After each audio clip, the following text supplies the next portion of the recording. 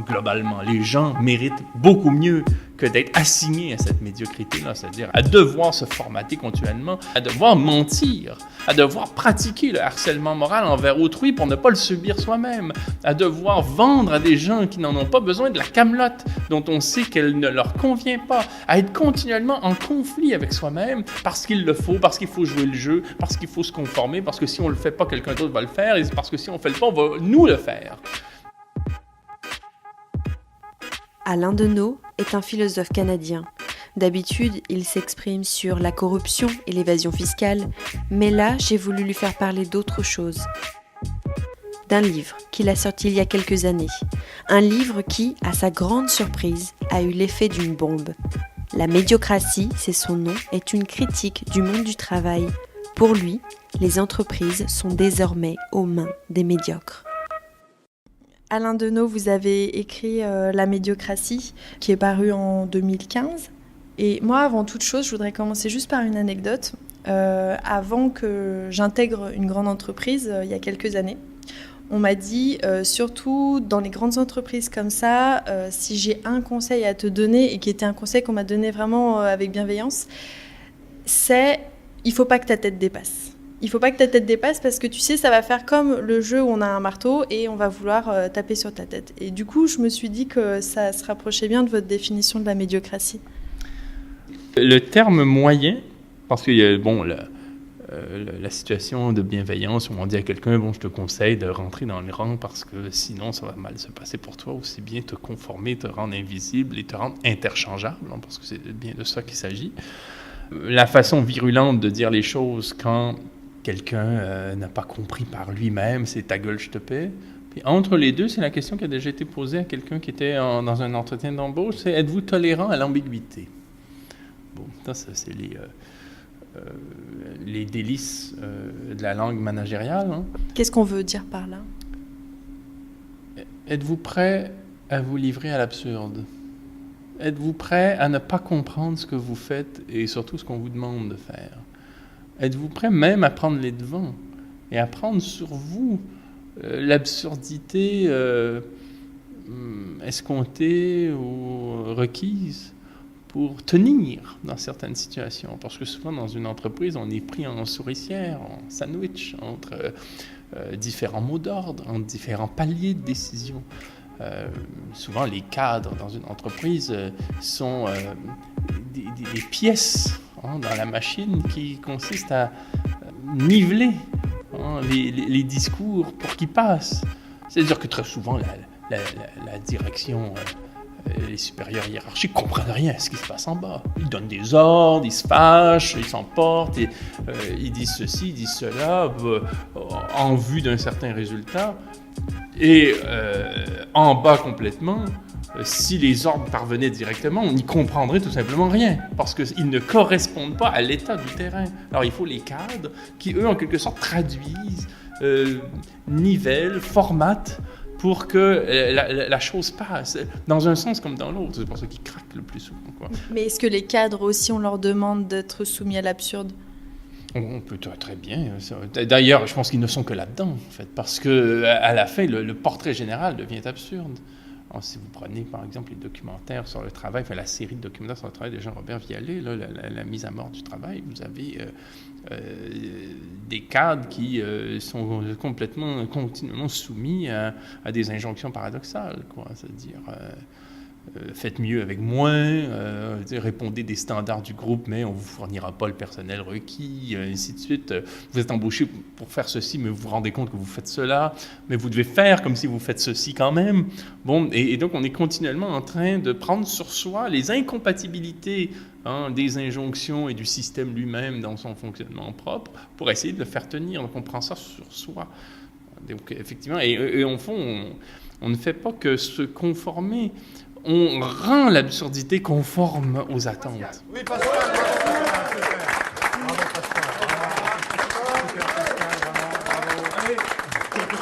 Après le recrutement, la formation. Olivier Houz a mis au point un programme très psychologisant pour les futurs chefs d'ateliers de réparation. Et maintenant, on va se déplacer, on va marcher les uns parmi les autres très rapidement. De plus en plus près, voilà. L'objectif est qu'ils comprennent que pour faire exécuter des tâches standards, il vaut mieux jouer sur les sentiments que d'user d'autoritarisme. Vous êtes d'excellents corollaires. Stop, ne bougez plus. La représentation qu'ils ont du management, c'est que c'est une façon d'être chef, c'est une façon d'avoir du pouvoir sur les gens, d'avoir certes une compétence, mais la dimension humaine, ils ne la ressentent pas toujours avec intensité. Et ce qui est intéressant, c'est de les confronter à leurs propres émotions, c'est-à-dire là où ils sont à l'aise, là où ils sont peut-être même gênés, et se dire que c'est peut-être pas anormal qu'ils aient autant de difficultés à faire des félicitations. D'ailleurs, tout à l'heure, dans un des exercices, il y en a un qui m'a glissé dans l'oreille très gentiment. Et moi, j'ai beaucoup plus de facilité à engueuler un mec qu'à le récompenser. Et ça ne serait pas sorti si on n'avait pas été dans l'émotion pure, dans le ressenti. Comment on arrive à faire justement pour que les personnes, les travailleurs à qui on leur demande de faire des choses qui ne vont pas dans le bon sens ou qui sont absurdes, ne craquent pas et ne s'en aillent pas? Comment on fait en sorte que justement ils essayent de faire que leur travail se conforme à tout ça? Mais ils craquent. Ça ne marche pas. Les gens craquent. Ils craquent tout simplement. Sinon, ils gagnent du temps. Par les psychotropes, les drogues, la télévision, je veux dire, bon, toutes les béquilles qu'on nous donne. Ensuite, on a des psychologues d'entreprise qui ont toutes sortes de façons de relancer le personnel. Ils ne sont surtout pas là pour leur bien-être et leur santé mentale, mais pour leur capacité à fonctionner dans l'absurde. Bon, avec un vocabulaire qui est lui-même devenu complètement impénétrable. On dira par exemple de quelqu'un qui est responsable de la clé de la machine à cacahuètes, qui est les propriétaires de processus, par exemple. Et on désignera les collègues comme des clients, alors qu'on est nullement dans un rapport commercial. Bon, on ne s'y comprend plus avec un fétichisme où il y a d'une part des gourous, d'autre part des mentors. On s'y retrouve plus du tout, même dans le vocabulaire pratique qui consiste à travailler, sans parler de tous ces anglicismes qui ne veulent rien dire pour nous. Donc non, les gens ne tiennent pas, ils tombent comme des mouches. Ressources humaines, on entend les mots qu'on utilise, une ressource humaine.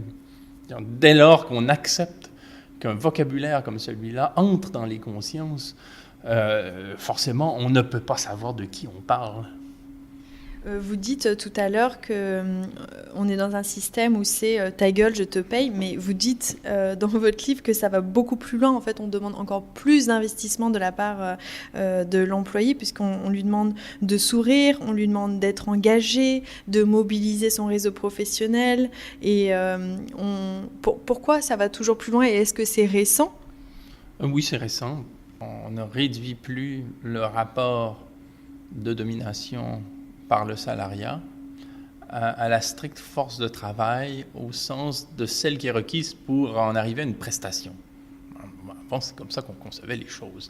Sur une chaîne de montage, on voulait du muscle et un minimum de savoir-faire et, au fond, de discipline. Arriver à l'heure, savoir faire fonctionner la machine ou savoir occuper la fonction qui nous est attribuée et faire preuve d'une force manuelle ou physique de travail, le temps requis. Bon.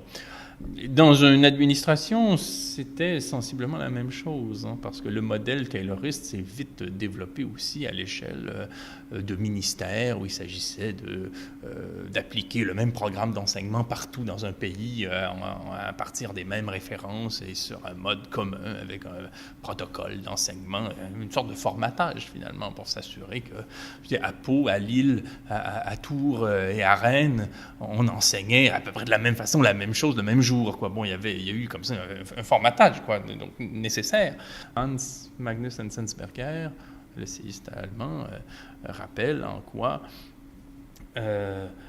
l'éducation publique a été motivée par la nécessité qu'éprouvaient les administrations publiques et privées de compter sur un personnel suffisamment éduqué pour comprendre les ordres, mais insuffisamment pour les critiquer. Quoi. Bon, gros.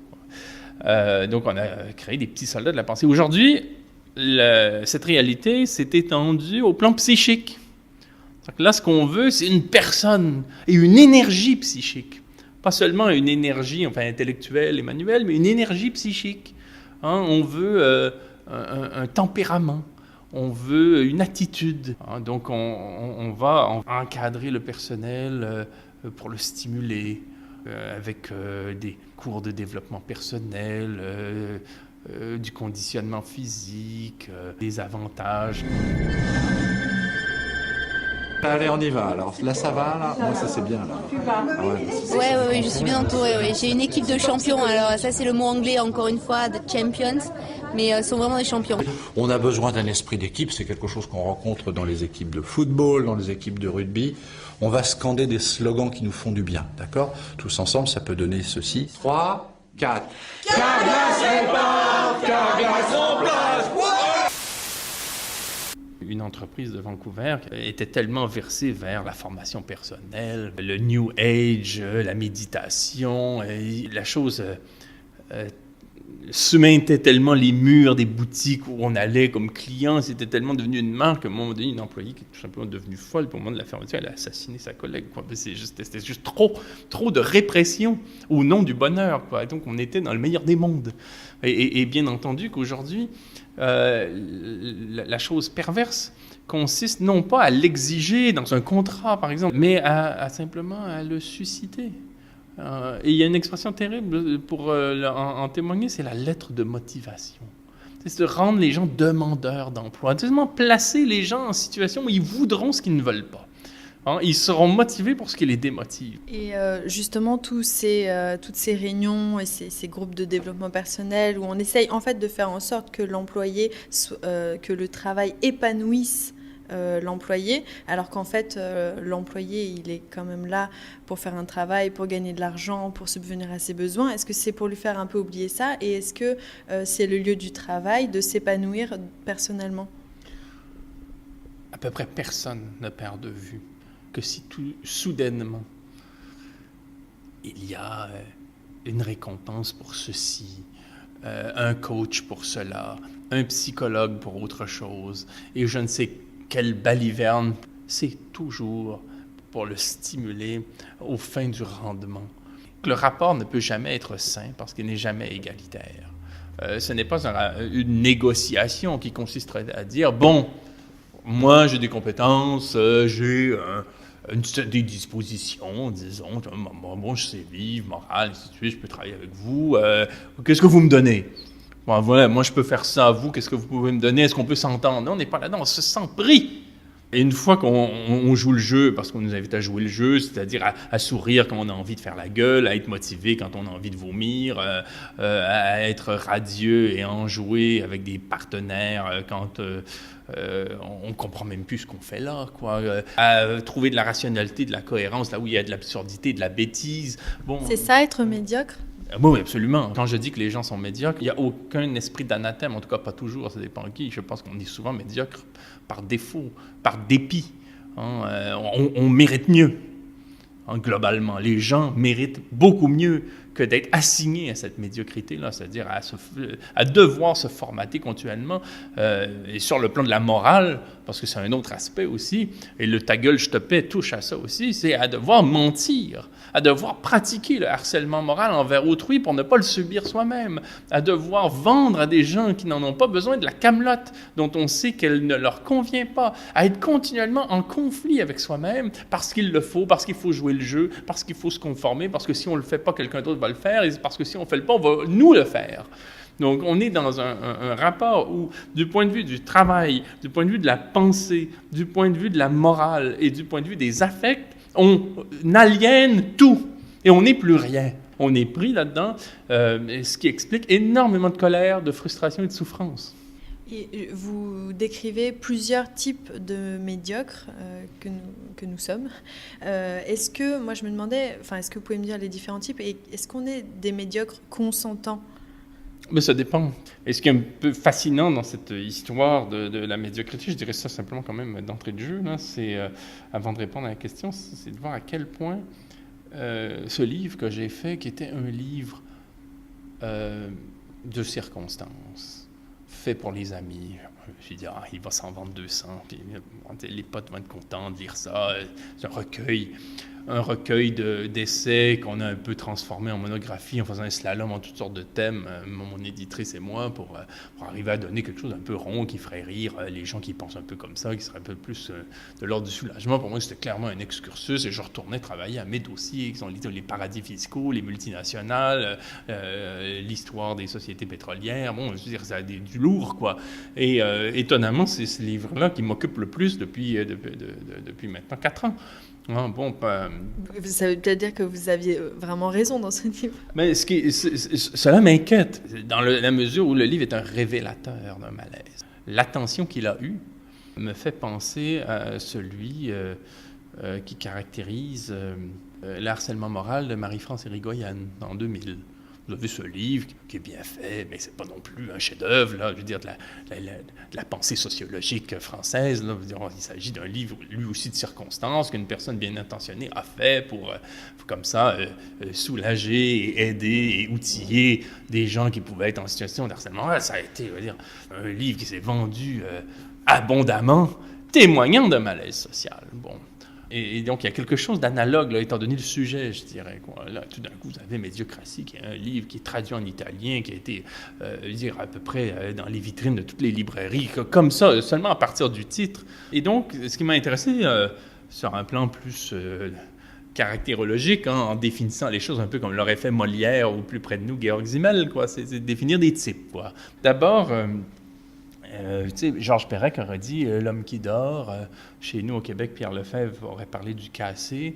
C'est la personne qui n'est pas particulièrement courageuse, qui d'ailleurs ne l'est peut-être pas du tout, en fait, qui est plutôt désinvolte et qui, face à tout ça, préfère d'emblée abdiquer. Dire « moi, je ne rentre pas là-dedans. Je préfère être pique-assiette, vivre de rien, dormir dans des sous-sols, passer d'un canapé à un autre, chez un ami à un autre, faire à ma tête, mais genre être pauvre, pas avoir de me soucier de la retraite, pas avoir de dette, pas avoir... Je veux dire, je veux rien entendre de ça parce que je suis pas capable physiologiquement de soutenir l'absurdité. Je suis trop intelligent pour ça, mais c'est une intelligence qui est celle du sens commun. Il ne faut pas avoir lu Hegel pour comprendre que c'est absurde et qu'on n'en veut pas, quoi. Et donc c'est quelqu'un qui assume sur ce mode-là son rejet, quoi.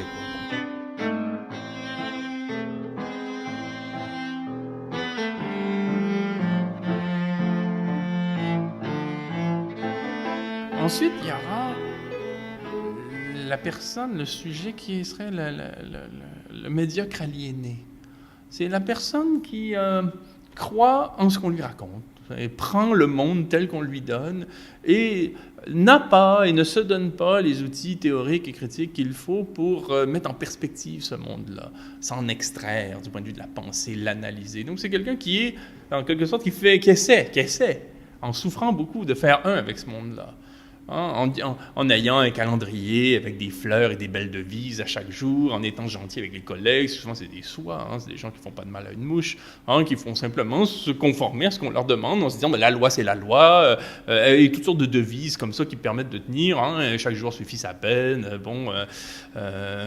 tiens, vaut mieux que deux, tu l'auras, mais c'est une espèce d'adage comme ça qu'il faut qu'on essaie de tenir dans un monde de fous, quoi. On essaie de trouver du sens par ces petites phrases dans un monde de fous, puis le soir on regarde TF1 ou France 2, en gros des célébrités nous dire un petit peu comment elles aussi se dépatouillent dans ce monde-là, puis on se dit qu'on n'est pas seul, puis on prend des psychotropes le soir pour tenir, puis beaucoup de café le matin, puis on essaie d'être un bon collègue, une bonne épouse, un bon mari, un bon citoyen, mais bon, sans plus, quoi. Mais il y a beaucoup d'aliénation là-dedans, et les gens craquent, et ils ont le cancer, puis ils sont malades, puis ils comprennent pas, ou enfin, ils s'en veulent de pas être à la hauteur du profil Facebook du voisin qui a l'air mieux dans sa vie, quoi, d'être comme en phase avec l'idéologie. Mais c'est pas des gens mal intentionnés du tout, quoi. Bon, ce serait l'autre figure, une sorte de fiction, quoi, un peu abstraite, là. Évidemment, il y a des croisements entre toutes ces figures-là. Et la troisième que je voyais, c'est le médiocre zélé. Ça, c'est la personne qui en rajoute, qui a compris, qui se réveille le matin. C'est une personne qui, d'abord, n'a aucun fond en morale, théorique, philosophique, politique. C'est quelqu'un qui se demande d'abord qu'est-ce qu'il faut faire pour être dans les bonnes grâces des plus puissants que soi. Comment se positionner sur l'échiquier, à qui planter des couteaux dans le dos, comment manigancer, comment ruser, quels mots utiliser pour séduire un tel. Ça peut se faire de manière assez placide, hein, on n'a pas besoin d'avoir le couteau entre les dents. C'est simplement une sorte d'instinct parfois qui joue pour se soucier de son positionnement. Et moins on a de conviction morale, moins on a de conviction philosophique, moins on a de penser sur quoi que ce soit, même sur un plan pratique, là, plus on réussira parce on ne pourra jamais se hisser au rang de la direction avec une attitude comme ça, mais on comptera sûrement parmi les intermédiaires prisés par le pouvoir, parce qu'on est les bénis oui-oui dont le pouvoir a besoin. Et donc, on sera hitlérien sous Hitler, communiste sous Staline, communiste d'appareil, évidemment, ultra-libéral sous Reagan. Non, c'est les bonnes pattes comme ça qui n'ont pour viser, d'une manière assez placée des molles, assez médiocre, là, mais de se positionner. Et dès que quelqu'un, ça pourra être dans une réunion de famille, un cousin, un neveu, ça pourrait être dans un magazine, dès que quelque chose, en quelque sorte, menace ce pacte avec les puissants, on ira d'un adage pour discréditer la chose en disant c'est un fou, c'est un échevelé, il ira nulle part dans la vie, et ainsi de suite. C'est pas bon. Mais du coup, c'est des personnes qui ont un grand avenir. Ah oui, l'avenir est à eux. On va dire vraiment, le monde est pour eux, quoi. En fait, quand on va à l'école et quand on écoute des semblables, hein, c'est ce que le régime attend des petites gens. Obéir, savoir ce qu'il faut savoir, ignorer ce qu'il faut ignorer. Et penser mou. Penser mou, jouer le jeu. Jouer le jeu, c'est la devise, quoi. Et se rendre casable, quoi. Se montrer qu'on n'est pas grand-chose, mais qu'on est ce qu'il faut être, quoi. Il ne faut pas que la tête dépasse, mais il ne faut pas qu'elle soit en dessous non plus. C'est ça qui est difficile. Parce qu'être médiocre, c'est quand même exigeant. Et je ne dirais pas de ces gens-là qui ne travaillent pas, ou que c'est des lâches, ou des paresseux, ou des incapables. Au contraire, des gens qui travaillent beaucoup. L'exemple que je donne souvent, c'est être, je ne sais pas pourquoi, c'est celui qui me vient en tête, c'est être éclairagiste sur un plateau de TF1. Ça, c'est pas donné à n'importe qui. N'importe qui ne peut pas s'improviser éclairagiste. Il faut avoir des notions, il faut avoir une rigueur, il faut être discipliné, il faut utiliser les bons appareils, il faut les utiliser de la bonne manière. Mais prenez-vous pas pour l'éclairagiste d'un film de Godard.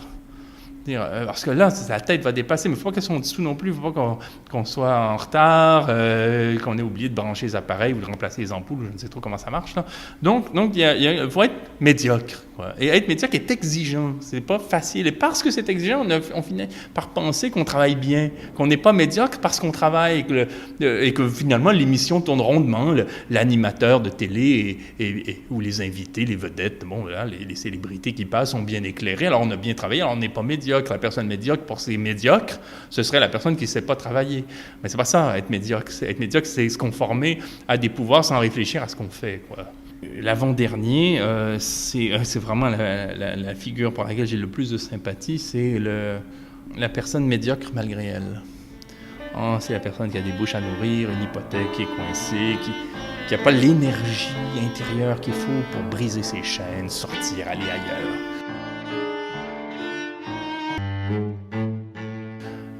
C'est la personne qui va le plus souvent s'encarter dans un syndicat, se défouler le soir en militant politiquement, en lisant des bouquins un peu critiques, souvent contre la filière d'activité dans laquelle elle est engagée. Hein. Je veux dire, une employée malheureuse de Monsanto va lire sur les méfaits des pesticides le soir. Bon, on dirait, c'est des gens qui essaient un peu de l'intérieur de faire bouger les choses, c'est le poil à gratter de l'entreprise, des gens qui sont assez vite marginalisés aussi, voire licenciés pour insubordination ou victimes de harcèlement moral. Bon, c'est des gens qui l'ont dur, quoi. Ou qui continuent et qui jouent qui sont dans une sorte de duplicité, là, dans une sorte d'ambiguïté. Hein.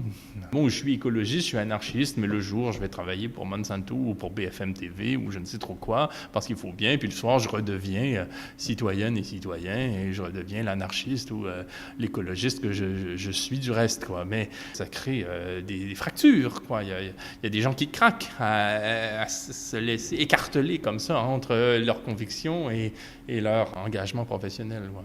Et la cinquième figure, c'est une figure qui est semblable à la première, mais sur un mode plus politique et volontaire. C'est la personne qui se bat contre ce système-là, qui milite activement au prix même d'être exclu par lui ou de n'être jamais intégré, mais pas en faisant le dos rond comme dans le premier cas, puis en rusant d'une manière assez misérable, hein, souvent, mais en étant fier, puis en l'assumant, puis en faisant un cas de conscience sociale, quoi, puis Bon, et souvent, le problème de ces figures-là, c'est qu'elles peuvent se révéler vite les idiots utiles. Les pouvoirs savent utiliser ces voies-là aussi, hein, même si elles ont quelque chose de subversif que les pouvoirs n'aiment pas. Mais néanmoins, cette parole-là peut être utile au pouvoir. Mais alors justement, donc là on a vu à peu près ce qu'était la médiocrité, mais est-ce qu'on peut voir peut-être de manière plus optimiste comment on peut, par exemple, les syndicats, que font les syndicats? Ils pourraient lutter contre cette médiocrité dans les entreprises, soutenir les salariés. Est-ce que c'est ce qui se passe? Mais bien sûr qu'il y a de la médiocrité dans les syndicats, il y a de la médiocrité dans les partis politiques, quels qu'ils soient. Il y a de la médiocrité, c'est-à-dire qu'on est toujours dans plus ou moins, dans des contextes où des puissants vont vouloir, au fond, imposer un format et faire en sorte qu'ils soient subordonnés à des gens dont on a besoin de la force, quoi. Mais bien entendu, moins il y a d'argent, plus les structures sont relâchées, plus il y a du désir de la part des gens, parce qu'il y a une responsabilité de la part des gens, plus on s'éloigne de la médiocrité. Bon. Mais encore faut-il, Paul Veyne écrit bien là-dessus, hein, encore faut-il vouloir de sa liberté, encore d'une responsabilité qui excède son champ propre et ses intérêts propres sur un échiquier qui est un peu par hasard le nôtre, le sien.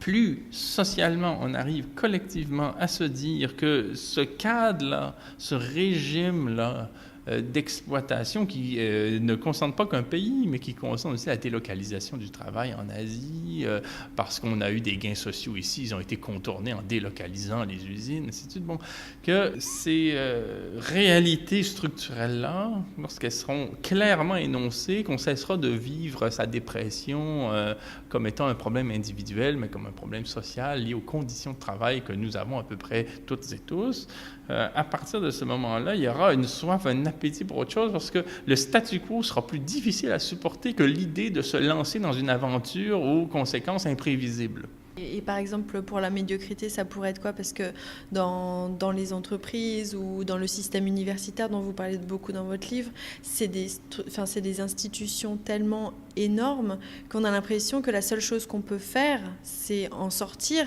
pour essayer de construire autre chose ailleurs. Mais est-ce qu'on va vraiment changer ces institutions? Est-ce que, en fait, la solution, c'est pas d'inventer des nouveaux modèles avec justement peut-être aussi une nouvelle génération qui arrive de toute façon pas bien à s'intégrer dans ce système-là? Est-ce que c'est pas peut-être eux qui vont créer des nouveaux systèmes où justement les gens se parleront, seront plus solidaires, trouveront des solutions collaboratives pour tout? Enfin, on voit un peu toutes les applications, c'est très solidaire et très collaboratif. Est-ce que c'est pas ça qui va sauver un peu la médiocrité? Nous sauver de la médiocrité, oui, j'en suis convaincu. À un titre ou à un autre. C'est-à-dire qu'on peut penser légitimement et sérieusement que toutes les petites expériences auxquelles on se livre, ça et là, sur le plan de l'agriculture urbaine, de la permaculture, de villes autonomes sur le plan du transport, ou de coopératives, ou de tout ce qu'on peut lancer à petite échelle sont les modèles de demain. Non pas parce que nous allons renverser le capitalisme de par notre volonté dans un cours de l'histoire qui serait inéluctable, mais tout simplement parce que ces grandes structures-là qui requièrent la croissance sont dans un monde fini qui ne la permet pas. Et donc, je ne sais comment, et il ne m'intéresse pas de le prédire, mais que ce soit sur le mode d'un effet domino ou d'une lente érosion ou je ne sais trop quoi, d'une implosion pays par pays, je ne sais pas, il y aura une transformation radicale du paysage institutionnel et organisationnel. C'est pas vrai qu'on va nous fournir des téléphones comme ça, cellulaires, aux 2 ans, jusqu'à la fin des temps, à moins que la fin des temps soit pour bientôt. Mais c'est pas vrai qu'on va nous gaver, nous, occidentaux, de toutes sortes de produits caloriques à l'excès, de façon à générer des populations d'obèses. C'est pas vrai qu'on va continuer à accéder à du gaz et du pétrole qu'on en est aujourd'hui à chercher dans des cailloux et dans de la boue, tellement on est désespéré de trouver des gisements à l'ancienne. Donc, c'est pas vrai que ça va durer. Donc, forcément, il y aura un appel à l'initiative. Et la crainte que j'ai, moi, pour ma part, c'est que le vide que risque de générer un effondrement trop soudain soit l'occasion pour des fascistes d'occuper le terrain. Ce qu'on voit aux États-Unis avec le président actuel. C'est-à-dire profiter d'un vide qui suppose des crises existentielles, de l'angoisse, de l'anxiété, et ainsi de suite, pour capitaliser sur cette peur, sur cette inquiétude, et promettre ce que des gens veulent entendre pour en faire des sujets assujettis.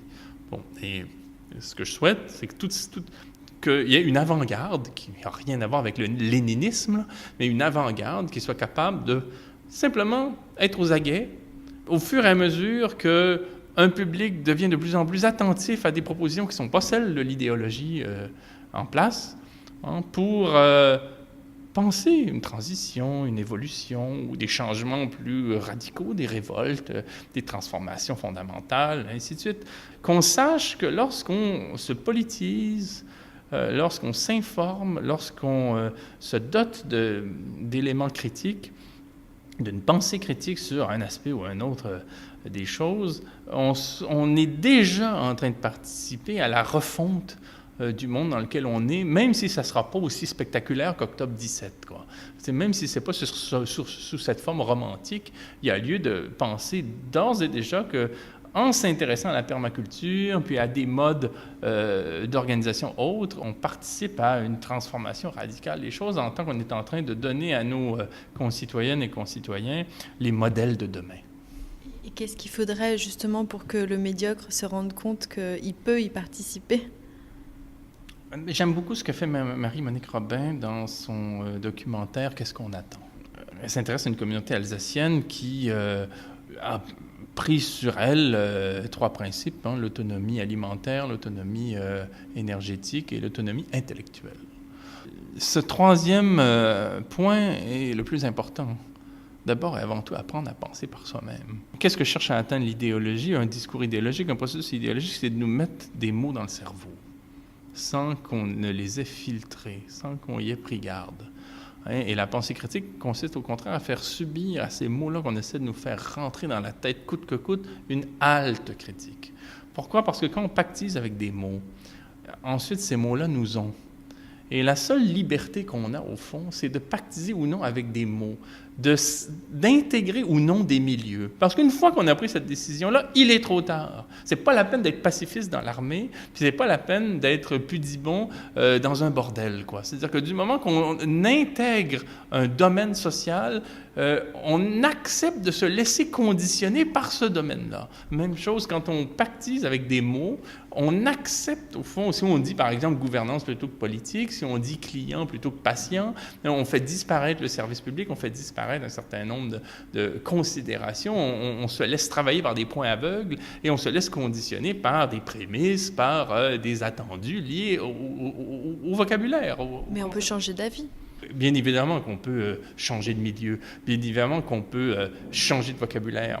Mais si, comme universitaire, on a pactiser avec un vocabulaire pour avoir des sous avec des collègues, de façon à pouvoir évoluer avantageusement dans sa carrière, il est difficile en cours de route de dire à ses collègues, de dire aux bailleurs de fonds, de dire « bon, finalement, je ne vous l'avais pas dit, mais je suis un marxiste et non pas un spécialiste de la gouvernance. Et ce qui m'intéresse, c'est l'extrême pauvreté liée au capital, au lien qu'il y a entre les femmes violées du Congo et les entreprises minières canadiennes. C'est tout ça qui m'intéresse et ce n'était pas la bonne gouvernance et des programmes de je ne sais trop quoi, de transparence élaborés pour des gouvernements des pays du Sud, quoi. Bon, et c'est extrêmement difficile, quoi. L'idée, c'est de ne pas s'engager dans des processus comme ceux-là, parce que très souvent, ceux qui partent avec des bonnes intentions et qui restent finissent corrompus par des processus qui sont très forts. Ouais.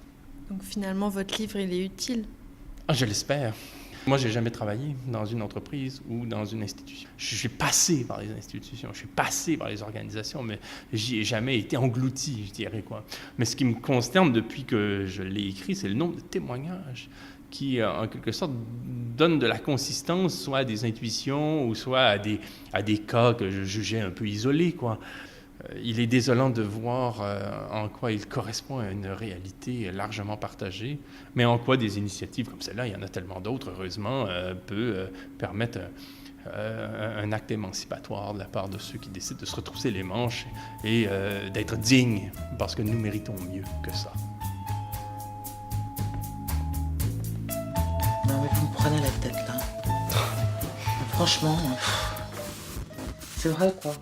Attends, j'ai un fils boxeur et une fille artiste.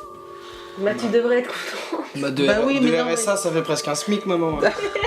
À 2, on est presque à 2, on est presque au-dessus du seuil de pauvreté. Merci à Alain Deneau pour sa disponibilité. Il est l'auteur du livre La médiocratie, paru chez Lux Éditeur. Cet entretien a été enregistré en avril 2018.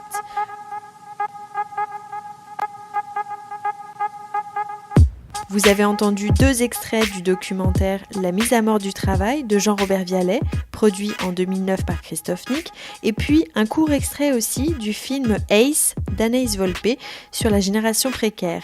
Merci à ces auteurs de m'avoir permis de diffuser un extrait de leur film.